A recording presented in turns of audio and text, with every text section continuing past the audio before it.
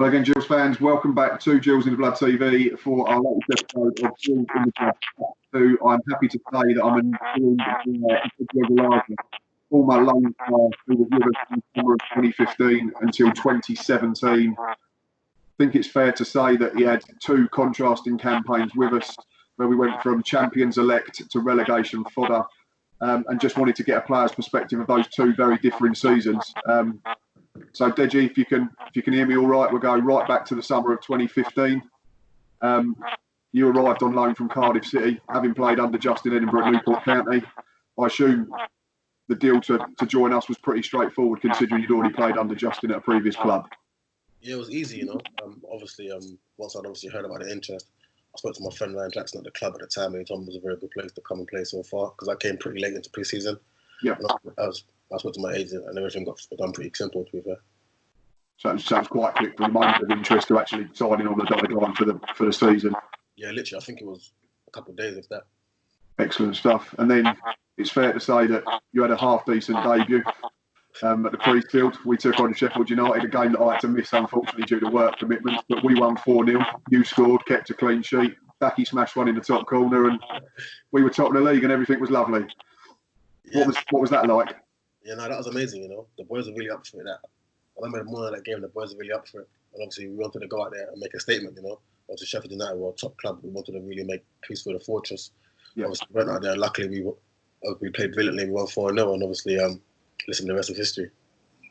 Yeah, it is. Yeah, it was a fairly decent day. Like I say, unfortunately, I had to make do with the highlights when I finished work at about midnight, I'm afraid. But such is life. But yeah, in general, you've already said we wanted to make it a fortress, and we started that season superbly well. I think we won our first 4 or 5 at home in the league. We saw off Wigan, we beat Doncaster, we beat Blackpool. I think Blackpool might have been the first goal we'd conceded, and that was in September. And I think we were top after 6 games, having won 4 and drawn 2. And you touched on it, I think, earlier before we started recording. It was a very young side. You'd come in.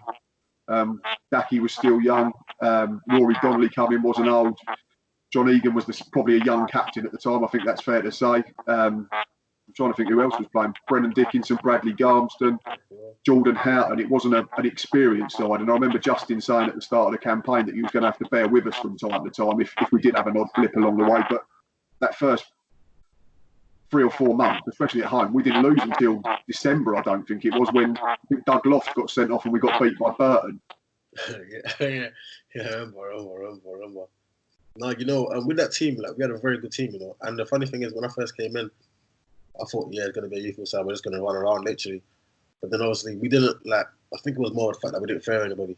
Obviously, the manager kind of told us from the beginning that, listen, boys, like, we're very good players, hence why I've brought the group together, you know. Like, don't fear anybody. Go out there, play your game. And obviously, if we all play to the best of our ability, like, he genuinely believed that we'd win that game. And obviously, I think that was testament to his character and his belief in our team, you know. And obviously, like, the way we started as well, we didn't let him down. Yeah, I think it was 8 of the 15 that you featured in that first half of the season, because obviously you had to go back, but we'll get onto that in a little while. Yeah, over half of the games you featured in that first half of the campaign, we won them. And I think you scored again at Peterborough, didn't you? And then we got pegged back by a really late equaliser. I think there was some sort of controversy over how much injury time, but it was still a good result going to Posh and getting a draw. And I think you then got another one against Rochdale at home. And yeah. I mean, for a centre half, that's not your job. You're not meant to be scoring goals, but it must be nice to be chipping in at the other end, you know, at the end where you're not meant to be doing so much, so to speak. Yeah, unfortunately, like, listen, if you ask any player to score goals, it's amazing, man. The feeling is different. Obviously, we're doing so well, so obviously to chip in as well with a goal. I think that season we had cut a lot of goals from all over the pitch, you know, so I think that was good for us. And obviously, me personally, I'm actually a very good finisher, you know, so I needed to get a few more goals. Well, there's a couple more in the season after. We'll talk about them a bit later. Yeah, I remember them as well. But yeah, I'm trying to think of, obviously, the first one on debut was a really scruffy one. I think it was a header at... Oh, yeah, it was horrible, man. It hit my shin pad. It hit my shin pad. Got in, innit? I spoke to one of our former strikers a few days ago, and he said it don't matter if it goes in from half a yard or 30 yards. It's goal's a goal. You don't get extra points, so it still counts. That's the fact. But we have to touch on one individual who, God rest his soul, is no longer with us, unfortunately. That is Justin Edinburgh. Like we've already said, you played under him at Newport briefly, and then you had a season and a half pretty much under him at Gills. Just tell us about Justin Edinburgh. First of all, the manager, but also Justin Edinburgh, the bloke, away from the game, away from the training ground, away from the cameras? First of all, what was he like as a gaffer? And then also, what was he like as an individual? No. I think every player that's worked with him would tell you that he was amazing, you know. Like, I'm not just saying that as well as a throwaway comment. Like, I genuinely mean that, you know. Like, personally, like the way he dealt with me and the way like he handled, obviously, my side of the game was excellent for me. Obviously, coming in for Cardiff from the under-23s captain to go into obviously playing for Newport, which is obviously a physical league in League Two at the time. Yeah. Yeah, like he dealt with my man. Like I believe his management skills were, with me personally, were A1. You know, like he knew how to work with me. He knew how to get the best. And obviously we were flying at the time. And I only went back because the manager at Cardiff got sacked, and obviously the new manager, Ole Gunnar Solskjaer, wanted to see me. So so that's why the relationship there got cut short. But in general, as a person, like I said, he's a top guy. You know, he's a very, very passionate guy, very charismatic. You know, like he's like one of the guy. He wears his heart on his sleeve. You know. Yeah. He'll never hide his emotions. He'll never hide his emotions, and everything he does, he gives 100%. Like even when he used to run, like before the session, you see him running, and I'm talking, like he's giving 100%. And you think, like, I think, Gaffer, you can relax. Like you've had a great career. Like, nah, he's a cute guy. He's working hard. His attention to detail, everything was just amazing. And obviously, I can only say good things about him. So he used to join in the sessions as well, did he? I suppose, or no, like sometimes he wanted to join in, but obviously he'd give it. Because I think that was, you know, the sad thing. He's obviously passed away, and that was, I think, the biggest shock was because I spoke to Charlie a few weeks ago. Charlie came on the channel for a chat about his dad, and top he said obviously the biggest thing was he was a fit bloke. That was it. He wasn't, you know, he wasn't that he didn't look after himself. He ate well. He enjoyed himself when he was allowed, and you know we're all entitled to do that. But he kept himself fit. He was training for marathons, and it was a huge shock, I think, across football, because he was more than just a non-league and a lower league manager. Obviously, as a player, he'd had a huge career, hadn't he, at Tottenham, and then he went to Portsmouth, and I think he probably managed his sides the way he played the game. And like you say, that was heart on sleeve, 100%, doing everything 100 mile an hour. And did it help you in the sense that he was a defender as a manager, as opposed to if you'd had maybe a former striker? And I think because David Kerslake was his assistant as well, and I think he used to be a defender or defensive-minded midfielder by trade back in the day as well. I think so, you know. I think for me it was good though, because obviously when I first came in, I was more about playing, trying to look pretty. Yeah. But I feel like him and Kurz together, they kind of just showed me that, listen, like you have to defend first and anything else is a bonus kind of thing. So I think for me, they kind of helped me learn to be a defender, you know, and not so much I think about looking pretty and playing up on the back that much. More about just getting it, winning it, and giving it to the more creative players, should I say. So I think for me personally, they were massive in my career and my development. That's the thing, and they played in a different era to what football is now, doesn't it? Whereas now, if you're a centre-back, you're expected to have 2 good feet, you're expected to be able to pick a pass and step out with it, whereas back in their day, when they were playing at their prime, sort of 80s and 90s, like you say, first thing was head it, win it, tackle it, and then give it to the creative players to go and do their bit a bit further up the pitch. So I suppose, like you say, in that sense, you learned the trade a bit quicker because you was doing it with slightly old school ideas rather than maybe now if you go and play under an academy coach, you've got to play as a footballer rather than be a defender. Yeah, of course, definitely. Man. As in, for me, he was amazing, you know, like just to give me my first opportunity to play in league football as well with Newport County, and we done very well in it. So obviously, man, God rest his soul for real. He was top guy. Yeah, and I think that generally, like Neil mentioned it, and obviously speaking to Charlie, who's very proud as his son, and he's doing loads of great work with the foundation, which is excellent. I think that's pretty clear to see, and we've seen all the videos of Leighton Orient at the back end of last season when he was in the dressing room. Yeah, what a kid that was as well. Moving on from Justin, and you've already mentioned it, you had to go back to Cardiff. I thought it was for an injury crisis, but you say it was because a new manager came in and they wanted to take a look at everyone. No, that was for when I went back to that was when I was at Newport. Obviously, when when you left Newport, but then you had to leave Gills halfway through the season as well, didn't you? Yeah, no, for me that was it was a bit weird. Like, I said, it was annoying because obviously we've been playing so well, and I was in a settled team. But obviously, on the positive side of it, I was thinking, I'm going to go back and I'm going to play some more games, should I say, and play for Cardiff City, because every loan player initially, once they go out on loan, ultimately they want to return back to their club. Of course. So obviously, when I first got the call back, I was going back. I was a bit 64. I was happy that I was going back to possibly play, but I said that I was angry because I didn't want to leave the team. But anyway, when I got back now, it was disappointing because I didn't really feature that much, or didn't really feature, in fact. And obviously, we played against the team in League One in the Cup as well. So for me, that was disappointing. But yeah, it was one of them things. Obviously, it's football. Obviously, I was signed to them at the time, so they had a bragging match, I say. Of course, yeah, and obviously Cardiff being your parent club had all the say so and all the cards in, so to speak. But it was frustrating for us because, like you say, you was playing regularly, you was playing well, we were playing well collectively, and we were getting good results. And then as fans, I remember looking at the Cardiff team sheet every week, thinking, I wonder if he's going to be playing this week. You look, oh, he's on the bench. Oh, he's not in the 18. You're thinking, hang about, why has he gone back? He's just sitting on his arse doing nothing now, and he could be here playing games and helping us out. So. Yeah, it was annoying. It was definitely annoying. I remember having that conversation prior to going back, and obviously, like, the general idea of what I got under the illusion was that I was going back to play and to push for a place. Obviously, when I went back, I worked really hard, and I thought I'd done well in training, but obviously, I didn't really feature like that. So, but again, it's one of the things. Obviously, football, you win some, you lose some, really. Of course, yeah, it is. Like you say, it's never guaranteed at any level. That's the trouble, but. You returned back to the Gills, I think was it the March of 2016?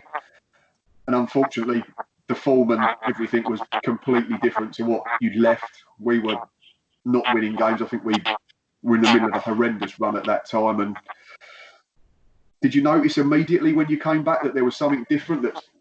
Because as a fan, the wheels had started to fall off. We've seen that. We've always, as fans, say about the Wigan game in the January where we lost 3-2 after being 2-0 up. And then we had the habit of keep chucking leads away, and then unfortunately, at the end of the season, we just couldn't win games at home. I think we didn't win any of our last 5, and we didn't win any of the last 8 in the league. And it must have, again, frustration again for you because, like we've already said, 8 of your first 15 appearances you won, and I think we only won 1 game in your second mini spell with us that first season.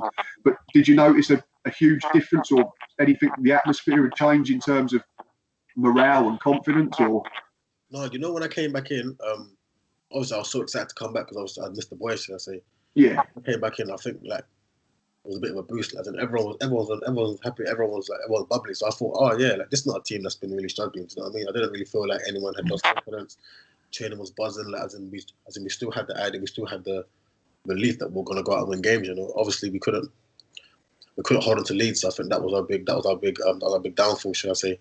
But I think that all came down to the inexperience of us as well. Like, do you know what I mean? Like, I feel like those are the times when you possibly need some like senior figures or people who have been through that to kind of obviously like to kind of get the boys down and rally the boys down. Obviously we tried our best to do so, and obviously we're disappointed to us at the end of it. Yeah, of course, because we've already said about how young a side it was and a young group, and I suppose the only really experienced player in that team at the time was probably Nels, wasn't it? Yeah, for real. I think Cody was around as well. Cody was around but missed most of the season injured, unfortunately, didn't he? I think he started late and then he broke his foot at Millwall when we battered them over Christmas time, which was lovely. We can talk about that. But yeah, and Doug Loft was probably the other one you'd class as one of the natural leaders in the dressing room. But aside from that, it was a really young group, wasn't it? Yeah, man. And I think I think as a collective, we didn't really know how to handle the downs of it, should I say? I suppose like in the first half of the season, if you lost one, we tended to bounce back and get a result in the next game. Whereas from January, we started losing or drawing on a consistent basis. And then, because we're about momentum in football, and some people believe it and some people don't. But what's your take on it? I personally think momentum's a huge thing at any level of the game, because if you get into habits of winning games, it breeds more confidence and you do stuff more instinctively. Whereas if you start losing, then you start thinking about stuff a bit more potentially, and that's when you want an extra touch and you get tackled and the ball gets pinched. And I remember speaking to Max at the end of that near relegation season, which we'll get onto, and he said it was so hard because as a defender, every time he cleared it or headed it, he just felt it was coming straight back, and it was draining, not just physically but mentally as well. And he wasn't blaming the strikers and saying they weren't doing their job, but he just felt that you was under pressure for like the whole game, whereas I suppose the season under Justin, the full campaign when we were playing well, you're getting the ball, winning it, give it to the strikers or the midfielders, and they're doing their bit and scoring or creating chances, and you're thinking, oh, we've got a bit of a breather here. We can, stay focused, but at least we're not having bombardment from opposition strikers all the time. Yeah, of course, the momentum in football is massive, massive. I think when you look back to that first season as well, on such a high and such a buzz, like you don't really think about things, and things come a lot more naturally. And obviously you're confident as well, so you do things, and things tend to work. Like when things are going well, bullshit, anything comes up. And I feel like we were going through that period, should I say? Obviously, you lose a couple of games, and then that's when you need to kind of go back to basics, kind of thing. And I feel like we may have been I think that may have been things that we were doing at the start of the season that were working because we were on such a high. Obviously, because we were on like a down spiral kind of thing, we're trying to do it, and obviously we're overcompensating in different areas. So again, it was learning curve massively, but like momentum in football, you're 100% right. That is massive. I didn't realize how massive it was until, like, as I got older, I started to play more. Yeah, of course. And I suppose that season was probably a huge learning curve in terms of momentum, because we went from being, well, we were top in January. That's the thing. We were top in January, and to finish ninth in the end, which was the lowest position we'd been all season, was heartbreaking. We can't dress it up. And I don't think we came out the whole playoffs thing for the whole season until like the last couple of weeks, I think it was. I think that's it, yeah. I think until game 43 or 44, we didn't drop out the top six. And then ninth, which we finished, was the lowest position we'd been the whole campaign, which says all you need to know about how we ended the season, unfortunately. But moving forward into that summer, Justin was still there, and you came back for another loan. And I think there was 3 other loan people came in that year. There was Bailey Cargill, Jonathan Bond, and obviously Jet arrived in the summer. And we signed a load on a permanent as well. We've got Mark Byrne, Billy Knott, Lee Martin, Scott Wagstaff, and Jamie O'Hara. I'd imagine you were thinking, all these players are coming through the door. We must have a chance here of kicking on and, playoffs, automatics again. Was that the aim at the start of that campaign? I don't think the manager never said to us specifically that was the aim, but I feel like as a collective as a team, we looked around at each other and thought, listen, we got a really good chance this season, Like, Paul Konchesky was another one I forgot to write him down. I mean, in terms of experience, Deji, you're looking at, Paul Konchesky's played in the Premier League, Jamie O'Hara had played in the Premier League, Lee Martin had a good career, Wagstaff had done well with, I think, Bristol City and got promoted the season before. You must have known of Burner because you'd have played with him at Newport, I believe. Yeah, I think that's why the manager got in a few more senior heads, because we felt maybe that we were inexperienced towards the end of last season. So I thought we brought in a few more experienced heads that were still very good players as well to help us with that. I think when we looked around, we looked at each other and thought, listen, we got a really good chance here. And I think that season we even started well again. We started really well. We went to Southend first day and won 3-1, and that's the day when Phil Brown, their manager, come out and said, if you keep Jet fit, you win the league. Yeah. But that season we started well again, and then for some reason we just tried to tailor off again. It was weird. It was really weird. Yeah, we had. I've got to ask, what did you? Obviously, because you see them every day, and we can only go on social media and type of things and what we read in the papers. But talk to me about Jet briefly, because all the ability in the world from what we could see, but to us from sitting in the stands, just didn't look interested a lot of the time. But then he'd do things like he done it away at Shrewsbury and smash one in from 35 yards, and you think he should be playing at a higher level. He should be winning us the league. But what was he like as an individual? I'm guessing he was, a sort of a very different type of character, or is that could be completely wide of the mark. Jet, he's like, when I say someone that's really, really happy, as in he's such a happy person. Yeah. And he's not like, the way you perceive him outside is not what he's like inside. Do you know what I mean by that? Like in the change room with the boys, he's very bubbly. Like he's very come on boys. Like, he's not very crazy about shouting at people and shouting out at that stuff. But he's more like, listen, if you're ever trying to give me the ball in, I said, I'll help you. Don't ever feel like I'm going to shy away kind of thing, innit? And I felt like in the change room was a big character.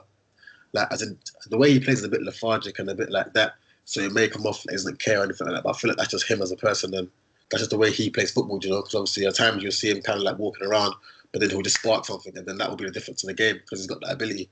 Yeah, that Shrewsbury game's a prime example for me. We were 2-0 down, I think, and then he got the ball. I think he played a 1-2 with someone, just had about 3 strides out of his feet and just crunched it in the top corner.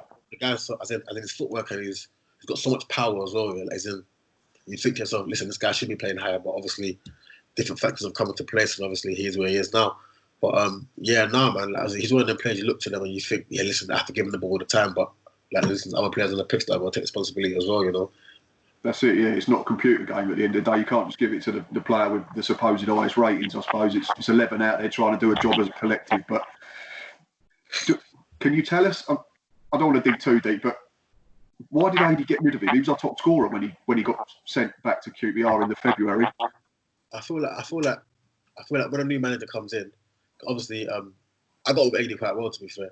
I feel like when a new manager comes in, we try to snuff out different things that may be an issue in the change room. Do you know what I mean? So obviously, I'm assuming that he may have watched a few games prior to coming in or whatever. So obviously, he may have seen. Obviously, Jet's got that kind of lethargic style, like that kind of swagger, should I say?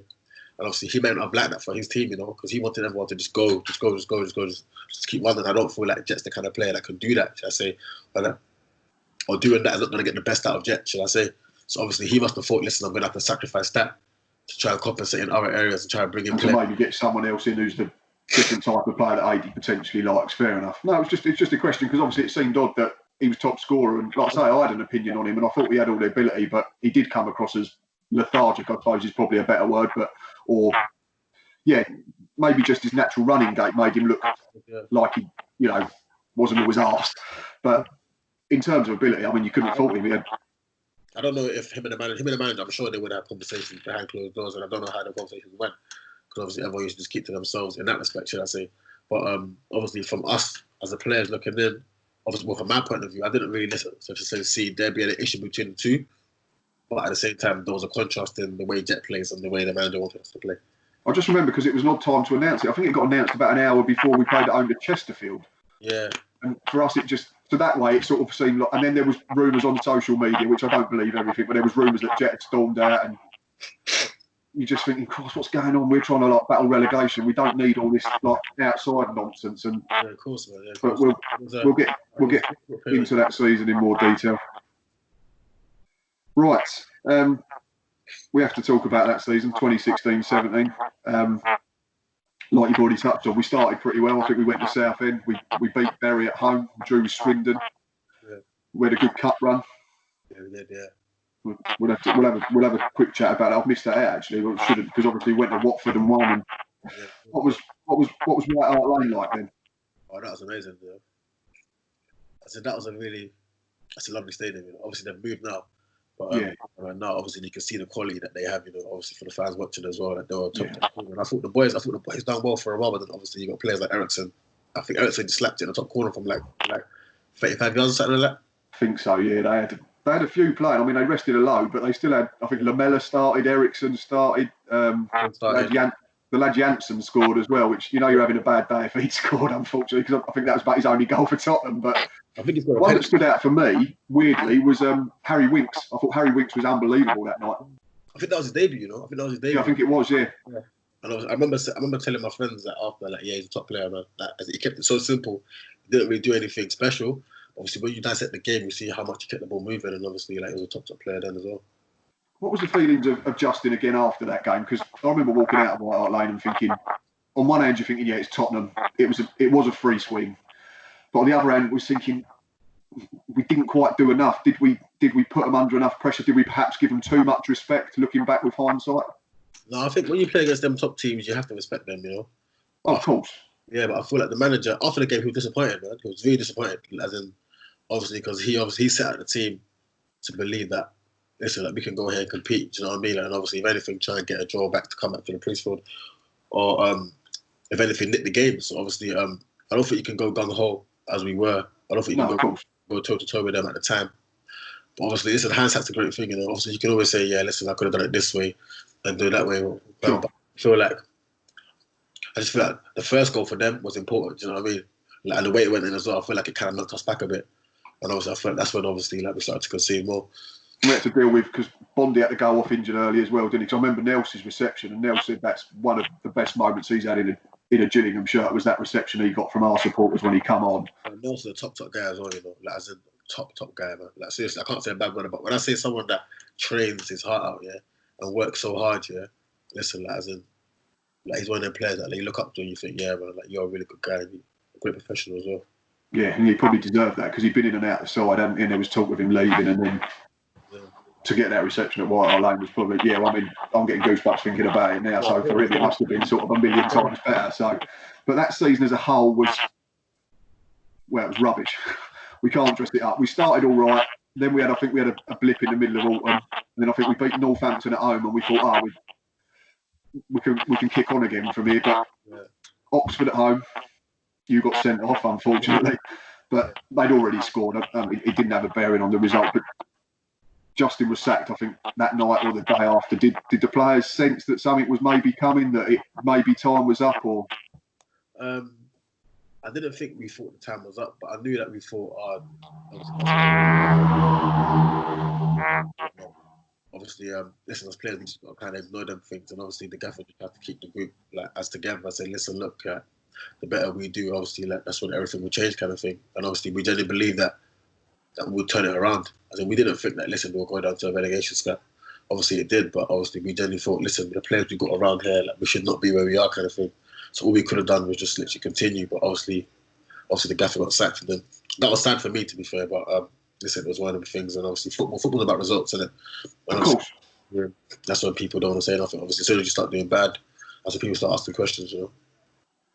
Sure, and then shortly after it was announced that AD Pennock had been appointed as his replacement, and I think his first press conference he came out and said that the playoffs were still the aim, and I think we were 8 points off the top 6 at the time, so it wasn't impossible. Yeah, of course. If we could have picked up the form, and I suppose we was hoping for that thing they call manager bounce, where you get a reaction. But I don't think, in fairness to AD, I don't think he lost loads of his first few games. He just drew loads, didn't he? Yeah. He took about 7 attempts to win. I think we beat Southend at home eventually, but there was a lot of draws in there. But what did you know about AD when he was appointed? Because he'd not had, I mean, he was, as a player for Gills, he's a legend, and I won't let anyone tell us any different. But in terms of his coaching career, it had been non-league before he came to Gillingham. And I suppose the romantic part of everyone wanted it to work as he returns as a hero and guides us away from the bottom 4 or whatever, or gets us in the top half. And it never really worked out. But what was your knowledge of Adrian Pennock, the football manager, when it was announced that he was coming in? I didn't know anything about him, to be fair. Obviously, I just heard that he was a legend in the club. And obviously, like he'd come in and he had like a big influence on the players, you know. Obviously, when a new manager comes in, you normally get that big lift. Everyone wants to impress. Everyone wants to work hard. Obviously, he's got new ideas, so it's kind of like a refreshing kind of idea, kind of thing.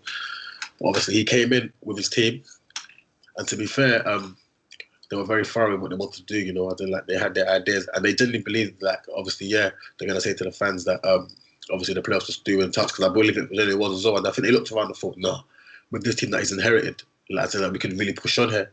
Yeah. Obviously, it was just disappointing that we couldn't win as many games as we needed to, but it was alright with me, to be fair.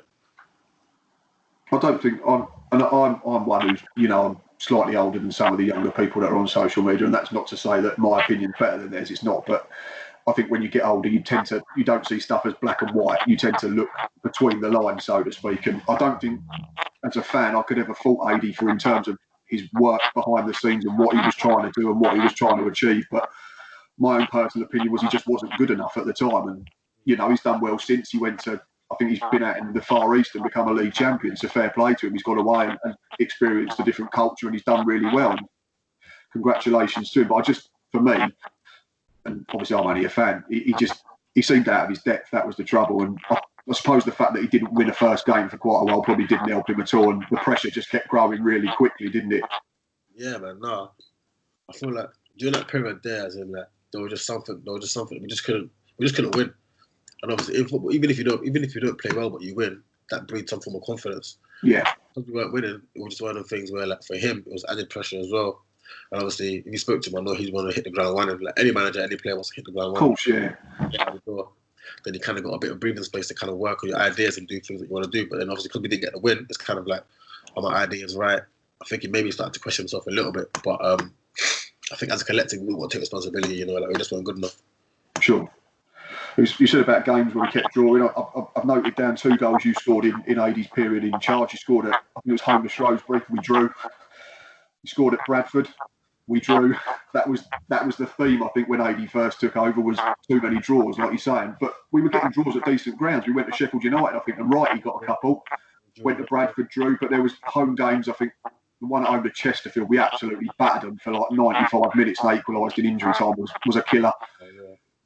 And again, it comes back to what you're saying. You're probably just thinking as players, whatever we do here, it's just not going to go for us. We just can't get over the line. But Southend, we won 2. I think they had a red card that day, didn't they, Southend? I think, was it Ryan Innes got sent off?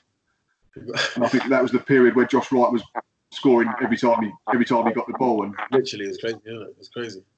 You know, that was a crazy time. There's one game we have to talk about as well. That Scunthorpe game at home. When Josh scored all the penalties. The hat-trick of penalties. It was mental.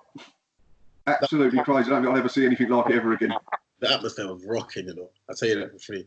the atmosphere was crazy. Like, I remember that game thinking, this is amazing, man. Like, this is what football's about. Do you know what I mean?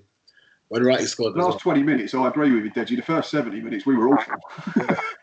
And then I was thinking, as soon as we scored the penalties, and then we were like, wow, this is actually, like, this is really happening right now. Do you know what I mean? Like, I thought, maybe we thought, you know what, that's going to be the turning point. We're going to really take that kind of energy and that kind of like, that feeling into the next game. Obviously, we didn't really pick up again. It was disappointing, but obviously that game in itself, that was crazy. That was a crazy game. I remember he got a lot of media attention for that as well. He won't like me for saying this, but I don't think Josh scored a penalty for us after that day. I think he missed his next two. Right, I remember he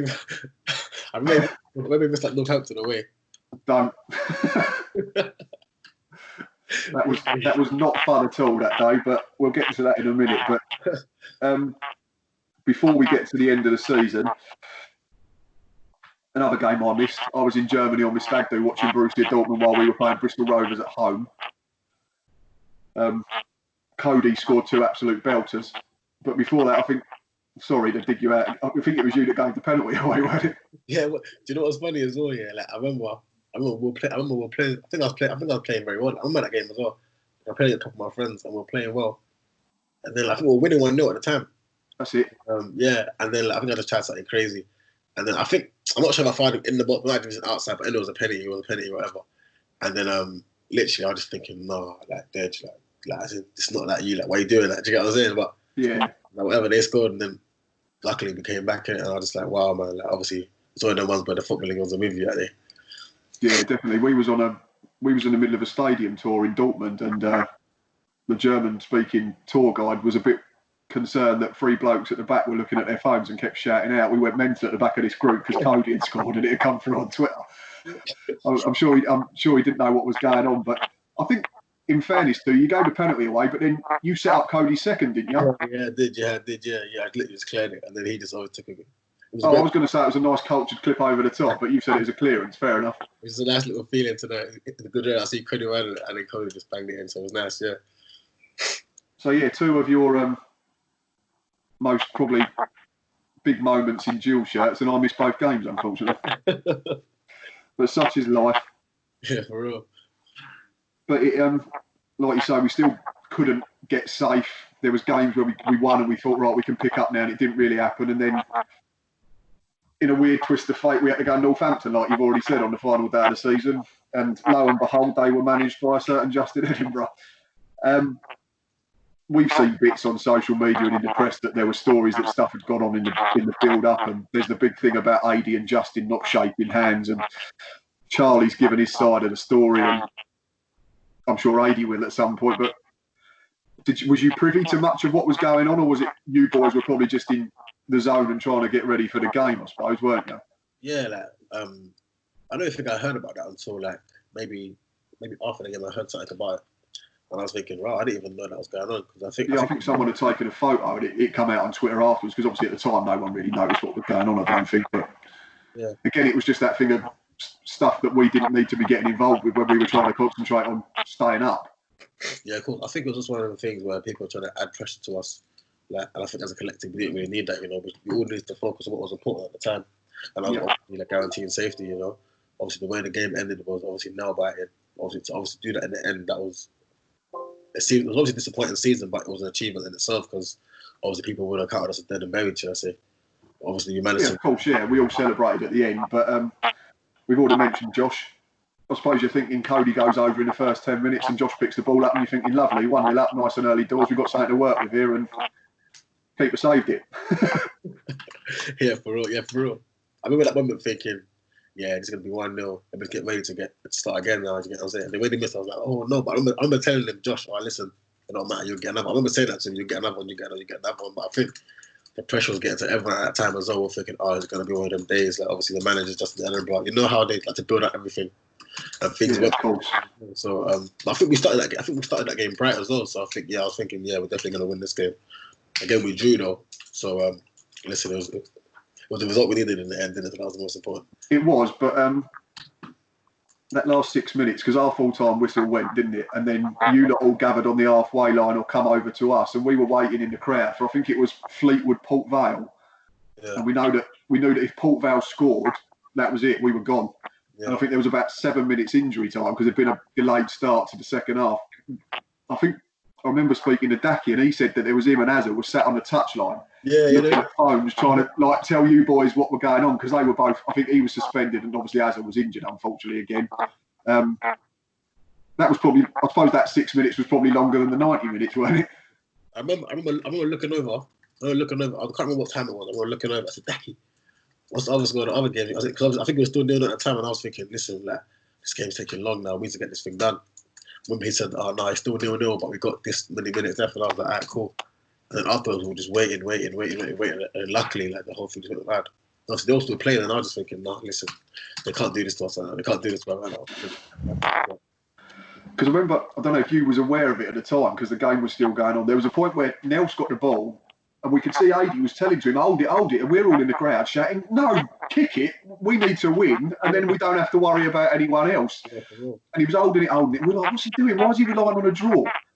And then I think about 2 minutes later, someone had got wind of a Fleetwood goal. So we was all going mental in the away end, thinking Fleetwood have scored, now a draw is definitely fine. And then the bloody thing got disallowed. It come up, it's been disallowed again. So then we was all like biting our nails again. It was just like the most horrendous quarter of an hour or so. But it was horrible. Like, it was actually horrible. Like, I remember that thinking, no, this is not right, man. Like, no, it was horrible. But obviously now you look back at it, you laugh at it. Do you know what I'm saying? You can now, yeah. I remember breaking down at the end. And at the time, though, no, it wasn't nice at all. It wasn't nice at all. No, it weren't. It's one of them seasons. I'll take the Tottenham game and the Watford game and a few of the Jet goals and some big moments, but I think I'll safely tuck that one away in the archives and try not to remember too much of it, to be honest. But like you say, that's football, isn't it? Sometimes it goes for you, sometimes it doesn't. Yeah, of course, definitely. Right, before I let you go, I want to have a chat about Adi's interview after that game. He went on a local radio station and was quite impassioned about rotten apples and bad eggs and such, and divides and bad influences in the dressing room. Was you ever aware of anything, or what was he trying to get at? Were there players in there that weren't playing for the shirt, weren't giving their all, that like Adi was alluding to, or do you think it was just an outburst of emotion that was probably came too soon after the final whistle with hindsight? Listen, I'm sure he would have. I'm sure if you speak to him, he would have had his reasons, and he'd be able to specify the players that he particularly meant. Obviously, for me, I wasn't aware of any like divided and changing, should I say? Because I feel like I'm a person that likes to. I float with so many different groups, and that I'm very friendly with everyone. So everyone, necessarily to me, was working hard toward the cause, should I say? I mean, it would have been easy for obviously fans to suggest that obviously because Jet wasn't playing at the time, it's easy to think, yeah, J. Manuel Thomas, he's thinking about Jet kind of thing. Fair enough. I'm sure with the conversations they had with each other, I'm sure Jet would have said what he wanted, and A would have said to him whatever. So maybe they didn't get along in that respect. But I didn't feel like there was any bad eggs in the change-up at the time. You know, everyone was bubbly. Everyone was literally just focused on getting the team safe and then obviously building on that. So I couldn't really see where that. Do you know the interview? I haven't even seen the interview. That's the craziest. I heard about it, but I haven't even seen it. But I think it's just a radio one, but it was done literally like 20 minutes after full time. So maybe Adi himself probably looks back at it now and thinks, maybe I shouldn't have said some of them things. You don't know, do you? But I feel like with that one, it was more about emotions. You know, I feel like it was a value up of like so many different emotions, of the ups, the downs, and everything. And I feel like he just kind of maybe he thought that was his truth, you know, because I'm sure he'll be able to explain it more. But for me personally, I didn't see the divide. I didn't see like where players weren't really playing for the shirt. But again, I speak to him to find out. But again, it's not a nice thing to hear because obviously talk about your teammates, should I say? It might be talking about me. I don't know. Do you know what I mean? I'm sure he wasn't. But the biggest thing is, like you say, we got we stayed above the line. We didn't go under the line, which was the most important thing at the end of that season. Of course. You moved on at the end of that season, didn't you, Deji? And I think you went to Wimbledon. Yeah. Was there any real chance of you maybe coming to Gills on a permanent, or was? Yeah, I remember I spoke to the chairman. I remember I spoke to the representative. Spoke to the chairman, and I think they were trying to strike up something. Yeah. I think there was a few communications. I'm not exactly sure exactly where it was, but a few communications. Then obviously when I spoke to the Wimbledon gaffer who had worked with Cardiff, he'd obviously said, listen, calm down, and obviously we play more here, like, as in you'd push on kind of thing after a year. So obviously, so I thought, you know what, let me just go there. But then obviously things gonna get done. I remember after we played you guys at home, I think we drew that game. When I think we drew 1-1 that game. Right. Yeah, I remember I spoke to Scally after, and we had a good little conversation as well on the pitch as well. So yeah, but no, it was good. And now you're at Charlton in the Championship. So I think you had 2 seasons at Wimbledon, yeah. 2 seasons at Wimbledon. You was made captain as well, wasn't you? I think, which must have been an honour. No, it was top. You know, obviously I'd been a captain from young coming up. Should I say? I remember you saying at the start of the chat you was under 23s at Cardiff. Yeah, so it wasn't something that I was obviously a stranger to. Cool. It was great to obviously put on the armband and obviously lead the boys up. Obviously that was another tough season for us as well. But now we managed to do well, and hopefully they continue to stay in there. But obviously I had a lot of injuries as well, so that was disappointing. And it seems that at the moment, if you leave Gillingham, you go to Wimbledon. If you go to Wimbledon, you leave Wimbledon, you go to Gills, because we seem to have had quite a few changes between the two sides over the last few years, and they've still got a few there now. But yeah, for real. I suppose the big thing for them will be moving into their own ground again, when it's trying to get back to what used to be Plough Lane.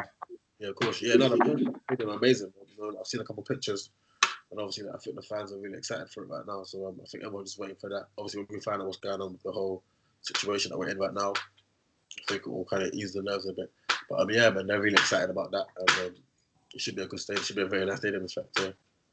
And in terms of you at the moment at Charlton, I mean, I was looking on some websites before we came on and spoke. You played a decent amount of games before the lockdown, didn't you? I think you played 15 times for Charlton, which I suppose, well, I suppose it's not a bad thing. You stepped up a division again, got into the Championship, which is, you know, every player wants to get as high as they can. I suppose it was the next natural step in your progression. But when you do get back on the field, what's the aim? To kick on, play more games, and yeah, man. Yeah. Where Charlton in a bit of a relegation fight, weren't they, before it all stopped?